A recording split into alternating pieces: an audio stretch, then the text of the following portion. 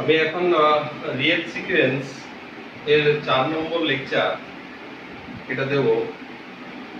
আমি এই লেকচারে কতগুলো বেসিক প্রবলেম সলভ করব। তো আমি প্রথমে এই প্রবলেমটা দিয়ে শুরু করি। Limit n to the power 1 by n equals to 1 n tends to infinity।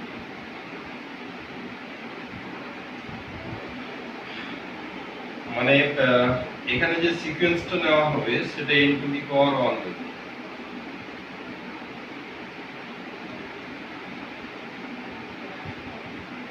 আমাদের যে কোনো সিকোয়েন্সের প্রবলেম এর ক্ষেত্রে আমি সবসময় বলবো যে টার্মগুলোকে আগে একটু অ্যানালাইজ করার দরকার, একটু বিশ্লেষণ করার দরকার, তাতে করে ধারণা খুব ভালো হয়। যেমন এটার ক্ষেত্রে ফার্স্ট টার্মটা বা 1 to the power 1 by 1 মানে এটা 1, এটা হচ্ছে ফার্স্ট টার্ম। সেকেন্ড টার্ম হচ্ছে 2 to the power half মানে হচ্ছে √2। √2 মানে আমরা জানি যে 2 to the power half এটা হচ্ছে 1.414 সামথিং। তারপরের টার্মটা 3 to the power 1 by 3, তারপরের টার্মটা 4 to the power 1 by 4, এইভাবে যাচ্ছে। এটা যত এগুলো হয় আর এই টার্মটা 1 নাহলে বাকি এখান থেকে আস্তে আস্তে আবার কমতে থাকে। যাই হোক, এটা পরিষ্কার যে ফার্স্ট টার্মটাই শুধুমাত্র 1, বাকি সবকটা টার্ম মানে n to the power 1 by n এটা গ্রেটার দেন 1 হবে for all n greater than 1, মানে n সমান 2 3 4 এটা হবে। এটা অনেক জায়গায় কাজে লাগে এই সিকোয়েন্সটা, তাই আমি প্রমাণটা করলাম। এই যে প্রমাণ করতে গিয়ে আমাদের যেটা আমরা করি, আমাদের আলটিমেটলি এই প্রমাণটা করতে হবে n to the power 1 by n minus 1 less than epsilon for all n greater equals to k। তো এখানে আমি দেখতে পাচ্ছি যে এটা 2 নম্বর টার্ম থেকে প্রত্যেকই হচ্ছে একের থেকে বেশি। তাহলে এখানে n to the power 1 by n এটাকে যদি আমি এটা লিখি x1 plus xn, এটা লিখলাম for n equals to 2 3 dot dot dot। এখানে আমি দেখতে পাচ্ছি আমি x এর নিচে গায়ে একটা সাফিক্সের n দিয়েছি। এই তো ছোটখাটো জিনিস একটু খেয়াল করতে হবে। এটা কেন n দেওয়া হয়েছে না, 2 to the power half যেটা সেইটা একের থেকে বেশি, সেখানে 1 প্লাস যে সংখ্যাটা থাকবে 3 to the power 1/3, এখানে নিশ্চয়ই আলাদা সংখ্যা থাকবে। তাহলে এখানে যেটা থাকবে সেটাকে বলবো x2 আর এখানে যেটা থাকবে সেটাকে বলবো x3। এইভাবে n to the power 1 by n এর ক্ষেত্রে এইগুলো খেয়াল করতে হবে যে যেহেতু এই মানটা n এর উপর নির্ভর করছে, তাহলে আমি পাশে যেটা লিখবো 1 একের থেকে বেশি, যেহেতু 1 প্লাস xn সেটাও যেন একের উপর নির্ভর করে। আরেকটা ইম্পর্টেন্ট জিনিস হচ্ছে সেটা যেন পজিটিভ হয়, তাহলে এক থেকে আবার ছোট হয়ে যাওয়ার সম্ভাবনা থাকে। তাহলে ফার্স্ট কাজ হচ্ছে এটা ধরবো যেখানে হচ্ছে xn গ্রেটার দেন 0 আর x n এর উপরে নির্ভর করবে, মানে এটা আরেকটা সিকোয়েন্স, এইটা আরেকটা সিকোয়েন্স। তো এইভাবে ধরার ফলে আমাকে n সমান হয়ে যাবে 1 plus xn two the power n। এবারে বাইনোমিয়াল থিওরিম কাজে লাগাবো। 1 plus n xn n into n minus 1 by factorial 2 xn square plus n n minus 1 n minus 2 factorial 3 xn cube এবং শেষ টার্মটা xn to the power n।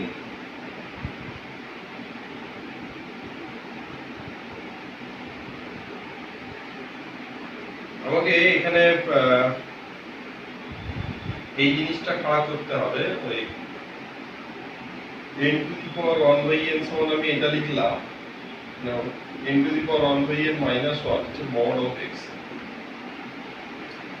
আমাকে এইটা less দেন epsilon দেখাতে হবে, মানে mod of XN less than epsilon দেখাতে হবে, কারণ আমাকে মড অফ এক্সএন রাখতে হবে এবং তার সঙ্গে এন এর একটা রিলেশন নিয়ে আসতে হবে।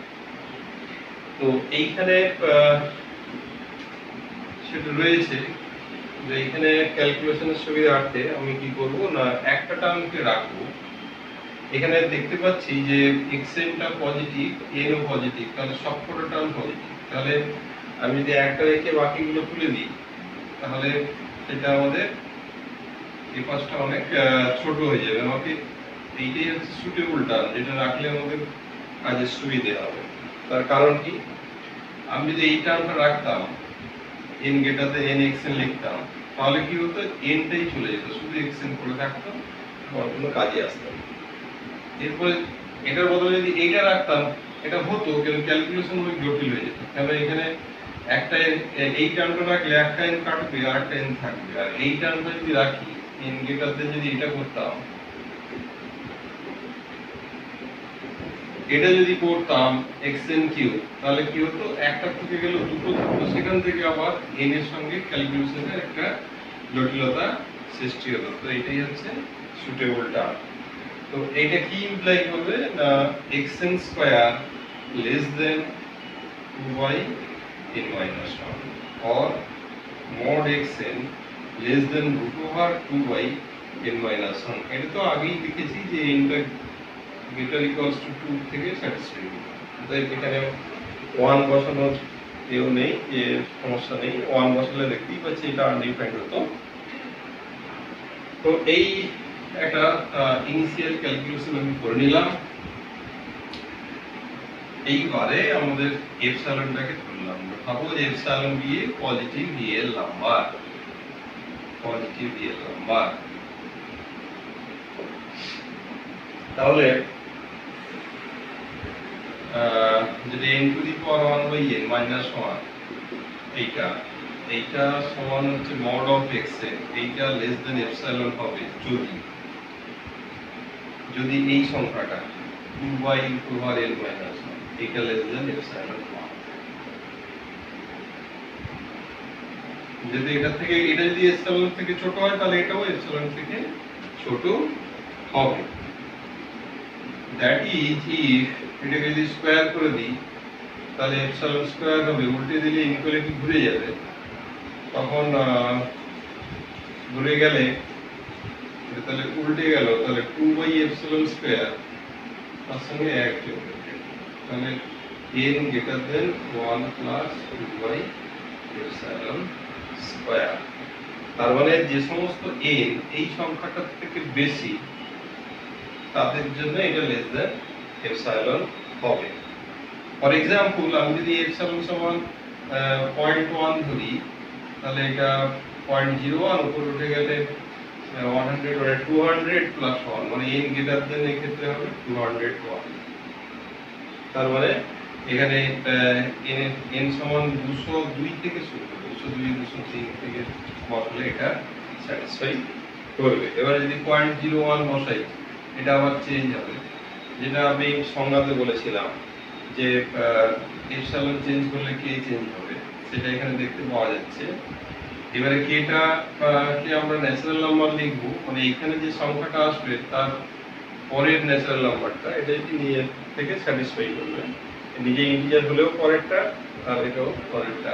তো এইটা যদি এক কথায় লেখা যায় তাহলে এইভাবে বক্স ফাংশন যদি আমরা দিই, বক্স ফাংশনের ক্ষেত্রে আমরা কি জানি, বক্স মানে এটা যদি ইন্টিজার হয় সেই মানটা আসে, আর যদি ইন্টিজার না হয় আগের মানটা আসে। কিন্তু এখানে আমাদের যেটা দেখতে পাচ্ছি পরের ইন্টিজারটা থেকে স্যাটিসফাই করবে, তো এটার সঙ্গে একটা 1 যোগ করে দিলেই এটা পরের ইন্টিজারটা থেকে স্যাটিসফাই করবে। এটা যখনই এটা ধরে নেব তখন কি এটা হয়ে যাবে natural number, of course natural number, এবং and mod of n to the power 1 by n minus 1 less than epsilon holds for the if n greater equals to k, বা for all n greater equals to k। এটাই সংজ্ঞায় ছিল, এটা প্রত্যেকটা এপসাইলনের জন্য পাওয়া যাচ্ছে, যেহেতু এপসাইলনটা arbitrary, since epsilon is arbitrary,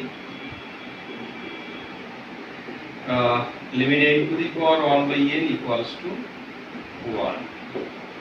এটা একটা অঙ্ক হলো। এরপর যেটা সিকোয়েন্সের কিছু কিছু অঙ্ক প্রচুর কাজে লাগে, এটা একটা ছিল। নেক্সট যেটা সেটা হচ্ছে x two the power n behavior of x to the power n, এটা 0 হবে if mod of x is less than 1, mod of x is less than 1। এইটা আমি একটু ব্যাখ্যা করে নিই, তারপরে এটার প্রমাণটা করে দিচ্ছি। এটা যদি আমি mod of x less than 1, suppose x সমান যদি হাফ বসাই, তাহলে আমি দেখতে পাচ্ছি x স্কয়ার যদি করি সেটা হবে 1/4, আর একটু কমে গেল। x কিউব যদি করি 1/9, তাহলে নিচটা বাড়ছে, মানে পুরোটা আস্তে আস্তে কমছে, কমতে কমতে কমতে কমতে টেন্ডস টু 0 হবে as it tends to infinity। তো এটা আমি জেনারেল এই রেঞ্জটাতে তো এটা হয়, বাকিগুলোর ক্ষেত্রে যেমন x = 1 হয়, তাহলে কি হবে, প্রত্যেকটা টার্ম হচ্ছে 1, সেক্ষেত্রে 1 এ কনভার্জ করবে। আমি এটা জেনারেল রেজাল্ট আগে লিখে নিই, দিয়ে এই প্রমাণটা করবো। এটা প্রচুর অ্যাপ্লিকেশন আছে। তো x two the power n সমান, এটা 0 হয় যদি if mod x less than 1 হয়ে যায়, if x equals to 1, আর প্লাস ইনফিনিটি হবে if x greater than 1।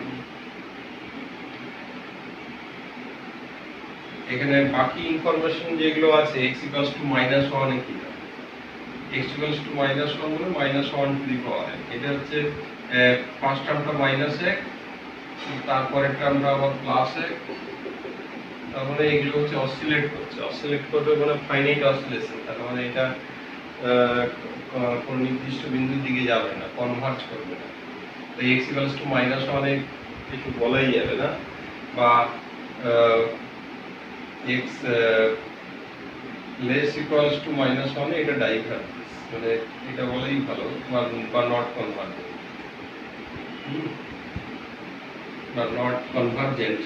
কারণ অনেক বইতে ডাইভারজেন্স মানে প্লাস ইনফিনিটি ও মাইনাস ইনফিনিটি কথা বলে, সেক্ষেত্রে এটা নট কনভার্জেন্ট লিখবো যে x equals to -1 বা তার থেকে কম যদি হয়, অসিলেশন চলে আসে, তো এটা কনভার্জ করে নেই। হচ্ছে জেনারেল রেজাল্ট, যার ফার্স্ট পার্টটা মানে এই পার্টটাই হচ্ছে আমাদের প্রমাণ করবো এখন।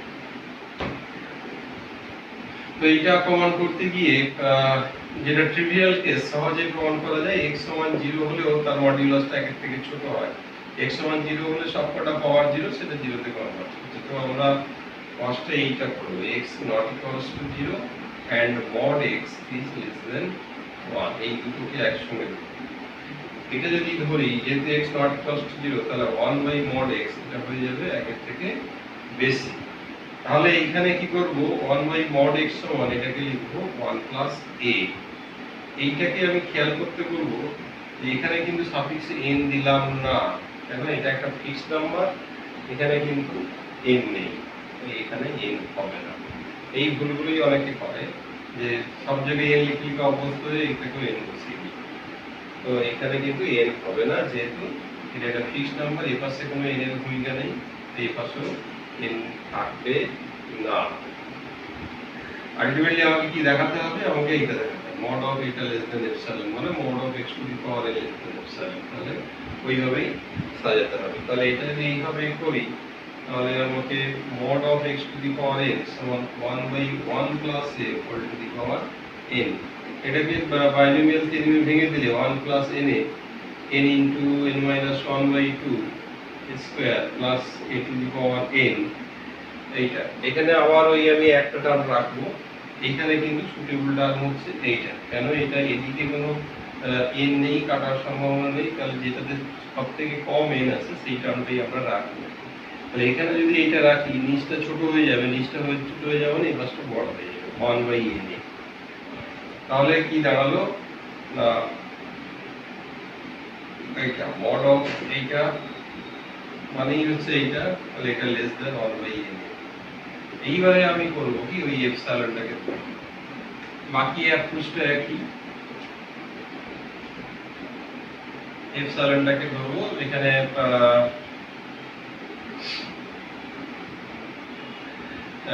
তাহলে এটা লেস দেন এপসাইলন কখন বলবো, যদি 1/n এ লেস দেন এপসাইলন হয়, that is if n greater than 1/a epsilon. আবার যদি একই রকম k সমান box of 1/a epsilon plus 1, তাহলে ওই একদম হয়ে গেল যে k একটা ন্যাচারাল নাম্বার, এটা less than greater equals to k, বাকিটা লেখাটা পুরো একই, তাই এটা 0 তে কনভার্ট করছে। এই প্রমাণ হয়ে গেল। এরপরে নেক্সট যে প্রবলেমটা আমি করব সেটা হচ্ছে এটা, যে limit a two the power 1/n equals to 1 if a is positive।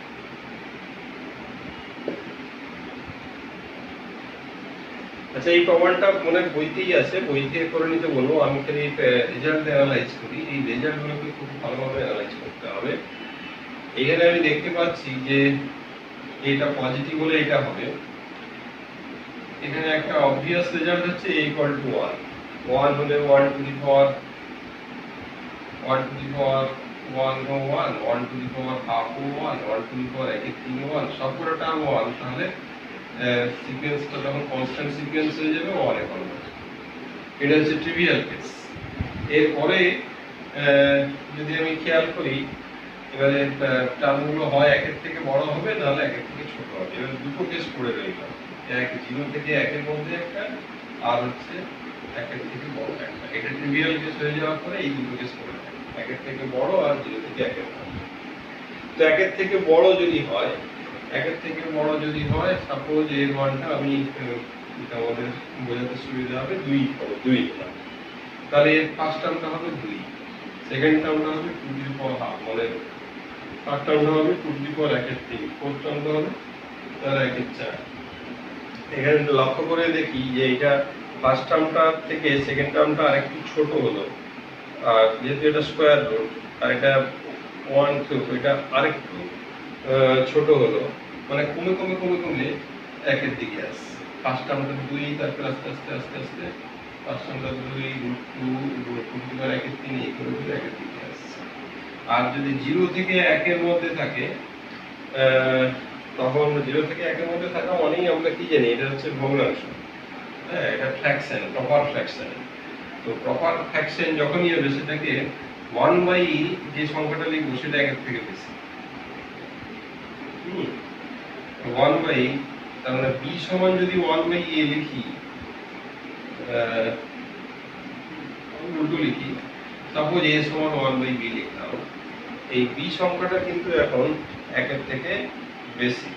তাহলে এই ক্ষেত্রে কি হবে, এই 1 এর থেকে বেশি হলে এই পাওয়ারটা a two the power 1/n সমান কি লিখবো, 1/b টু দি পাওয়ার 1। এটা এই নেচারটা দেখা গেল। 1 এর থেকে বেশি হলে কি হলো না, আস্তে আস্তে কমে কমে 1 এর দিকে আসছে। তাহলে এটা নেচারটা কি হবে, তার ঠিক উল্টোটা, এটা বেড়ে বেড়ে 1 এর দিকে যাবে। আমি for example suppose a equal to 0.1, a equal to 0.1, তাহলে এটা যদি এ করা হয়,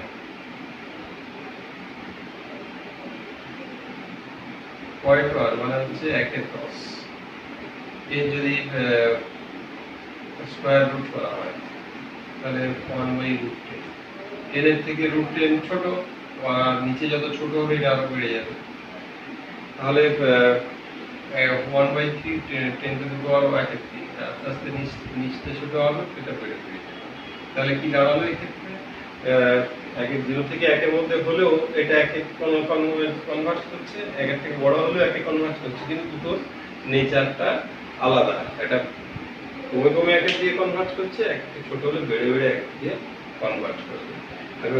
তো অ্যানালিসিসের ক্ষেত্রে আমি শুধু প্রমাণ করলাম, অঙ্ক হয়ে গেল, এটার থেকে এই ছোট ছোট জায়গাগুলোকে বিশ্লেষণ করতে হবে। আর কতগুলো জিনিস খেয়াল করতে হবে, যেটা আমি সবসময় বলি, যে কোনো কিছু স্কিপ করে পড়তে গেলে অ্যানালিসিসকে কিন্তু পড়ায় ঘাটতি দেখা যায়। অনেকেই দেখি প্রথমেই শুরু করে সিরিজ, এটা খুবই মারাত্মক প্রবণতা। কেন না এই সিরিজ বইয়ের অনেক পরে আছে। সিরিজ করতে গেলে প্রিভিয়াস নলেজগুলো, এই যে ছোট ছোট পার্টগুলো প্রচুর কাজে লাগে। যখন আমি সিরিজ শুরু করব তখন পরিষ্কার হয়ে যাবে যে আগের জিনিসগুলো পড়াটা কতটা প্রয়োজন, পড়লে কি এফেক্ট আর না পড়লে কি এফেক্ট, সেগুলো আমি সব বিশ্লেষণ করবো। যে আগের জিনিস পড়ে পড়া আর কেউ প্রথমেই সিরিজ চ্যাপ্টার ধরলো, দুটোর মধ্যে হিউজ ডিফারেন্স, বলে বোঝানো যাবে না। এগুলোকে আমি ব্যাখ্যা করে দেখাবো। তাই বলবো যে থরলি পড়ে যেতে, টেক্সট বইটাই পড়তে, নোটটা যাতে না পড়ো, বই পড়ে এক্সারসাইজ করে অঙ্ক করে আমি কতগুলো জিনিস দেখালাম, এইভাবে অ্যানালাইজ করে করে এগোতে হবে। তো নেক্সট লেকচারে আমি কিছু থিওরিম বলবো, তারপরে আবার কিছু অঙ্ক এইভাবে এগোবে। তো সিকোয়েন্সটা একটু ধীরে ধীরে এগোবে।